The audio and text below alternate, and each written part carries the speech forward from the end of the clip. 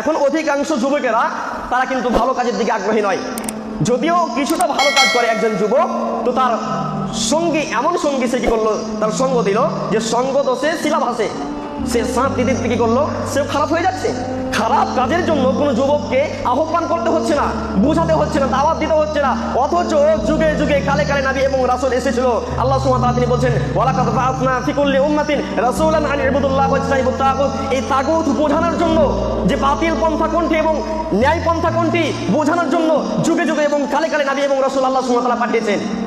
তবুও তা সত্ত্বেও আমরা কিন্তু আমাদের দিন ধর্মকে আমরা বুঝতে পারিনি। ইসলাম কি, এর অর্থ কি, আসলে ইসলাম বলতে আমরা কি বুঝি, এটা আমরা বুঝতে পারিনি।